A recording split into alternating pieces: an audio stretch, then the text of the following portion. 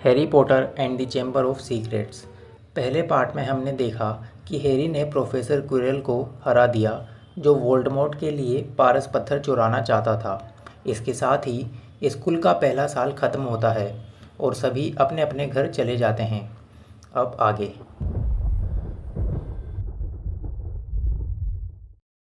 गर्मी की छुट्टियों में हैरी होता है अपने मासी के घर में। यहाँ उसके मौसा वर्नन की एक बिजनेस डील होने वाली थी, इसलिए हैरी को चुपचाप बिना शोर किए कमरे में रहना होगा। हैरी कमरे में जाता है तो वहाँ होता है डोबी, एक घरेलू जिन, जो बताता है कि स्कूल में खतरा है और हैरी को स्कूल नहीं जाना चाहिए। हैरी उसे शांति से बैठने को कहता है, लेकिन डोबी के मालिक ने कभी डोबी को इज्जत नहीं दी, इसलिए डोबी रोने लगता है। जब तक बैठने को न कहा जाए शराफत से खड़े रहो। फिर हैरी सवाल करता है कि क्या खतरा है, तो डोबी उसे ये सब नहीं बताता। डोबी हैरी को रोकने के लिए कुछ भी कर सकता है, इसलिए वो नीचे आए मेहमान पर केक गिरा देता है। मौसा बहुत नाराज़ होते हैं और हैरी को कमरे में कैद कर लेते हैं। लेकिन रात में रॉन अपने भाइयों के साथ वहाँ आता है और उसे अपने साथ ले जाता है, जहाँ हैरी फिर से वीजली फैमिली से मिलता है। वहाँ रॉन की बहन जिनी हैरी को देखकर शर्मा जाती है। इस साल जिनी भी स्कूल जाएगी। इसके बाद किताबें खरीदने के लिए वो सब जाते हैं छूमंतर गली। वहाँ उनकी मुलाकात होती है हरमाइनी से। जादूगरों की दुनिया में आम लोग जिन्हें जादू नहीं आता उन्हें मगलू कहा जाता है। हरमाइनी के माता पिता मगलू हैं। ड्रेको और उसके पिता लूसियस मेलफॉय भी वहाँ होते हैं। मेलफॉय परिवार अमीर होता है और मगलू बच्चों से नफरत करता है। किताबें लाने के बाद सब स्टेशन पर जाते हैं, लेकिन रॉन और हैरी दीवार के पार नहीं जा पाते, इसलिए वो दोनों कार से स्कूल जाते हैं और जादुई पेड़ से टकरा जाते हैं। यहाँ रॉन की छड़ी टूट जाती है। प्रोफेसर क्विरल के ख़त्म हो जाने के बाद गुप्त कलाओं से रक्षा का विषय पढ़ाने आते हैं प्रोफेसर लॉकहार्ट, जो अपनी बहादुरी के लिए काफ़ी मशहूर हैं और काफ़ी हैंडसम भी। एक दिन हैरी को अजीब अजीब आवाज़ें सुनाई देती हैं। ये आवाज़ें किसी को सुनाई नहीं देती। हैरी उन आवाज़ों का पीछा करता है। रॉन और हरमाइनी भी साथ होते हैं। आगे वो सब देखते हैं कि फिल्च की बिल्ली बेजान हो गई है। वहाँ ज़मीन पर थोड़ा सा पानी फैला हुआ था और मकड़ियाँ बाहर जा रही थी। बाकी सब भी वहाँ आ जाते हैं। दीवार पर कुछ लिखा होता है। दीवार पर एक चेतावनी होती है कि चैम्बर ऑफ सीक्रेट खुल चुका है और मगलू बच्चे सावधान रहें, सतर्क रहें। अगले दिन हरमाइनी के पूछने पर प्रोफेसर मैगोनल चैम्बर ऑफ सीक्रेट्स के बारे में बताती है। गौरव गरुड़ द्वार, माया मेहनतकश, चंद्रिका चीलघात, नागेश नागशक्ति, इन चारों ने हॉगवर्ट्स की स्थापना की। नागेश चाहता था कि स्कूल में सिर्फ शुद्ध खून वाले यानी जादूगरों के बच्चे ही पढ़ें, मगलू बच्चे नहीं। लेकिन बाकी तीनों मिलजुल कर रहना चाहते थे, इसलिए नागेश ने स्कूल छोड़ दिया। लेकिन कहा जाता है कि उसने स्कूल में एक छिपा हुआ तहखाना बनाया था, जिसमें एक दानव छुपा है और उस तहखाने को नागेश का वारिस ही खोल सकता है। स्कूल की तलाशी ली गई, लेकिन वो तहखाना कभी नहीं मिला।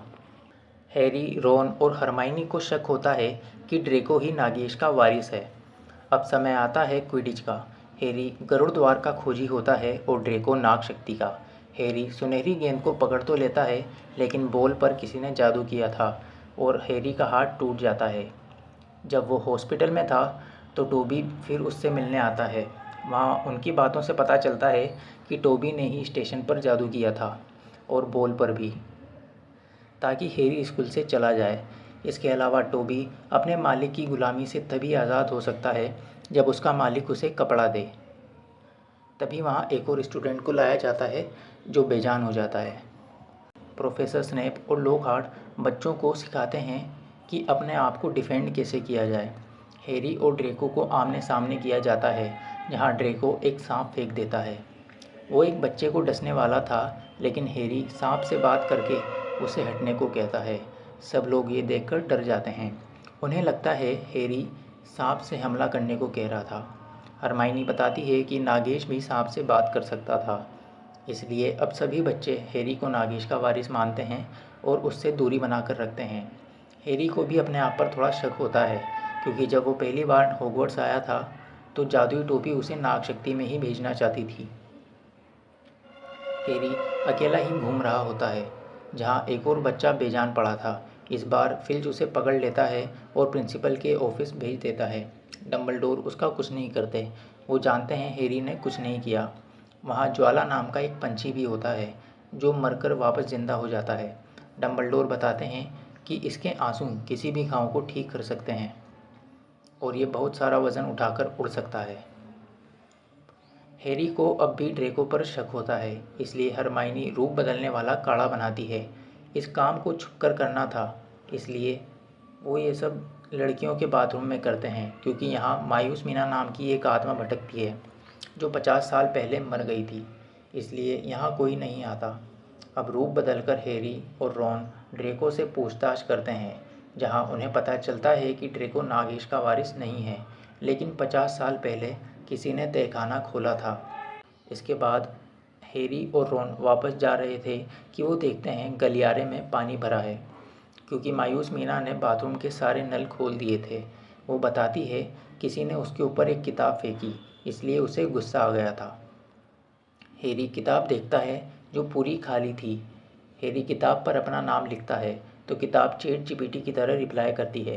ये किसी टॉम रिडल की डायरी होती है जो हैरी को कुछ दिखाती है।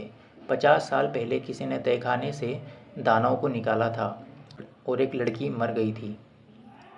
हैग्रिड ने एक मकड़ी को छुपा कर रखा था।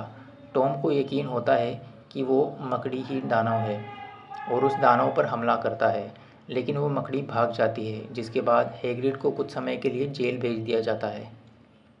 अब हैरी को हैग्रिड पर शक था। ये बात वो अपने दोस्तों को बताता है। फिर जब वापस आता है तो पता चलता है किसी ने वो डायरी चुरा ली। हैरी का एक और मैच था, लेकिन बढ़ते हुए हादसों से मैच कैंसिल हो जाता है और हरमाइनी भी बेजान हो जाती है।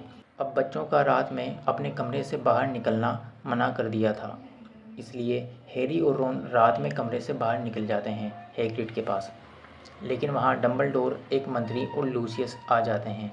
हैग्रिड को जेल भेजा जाता है क्योंकि 50 साल पहले ऐसे ही हादसों के कारण उसे जेल हुई थी। लूसियस, जो गवर्नर होता है, वो डंबलडोर को भी स्कूल से हटा देता है। जाते हुए हैग्रिड हैरी से मकड़ियों का पीछा करने को कहता है।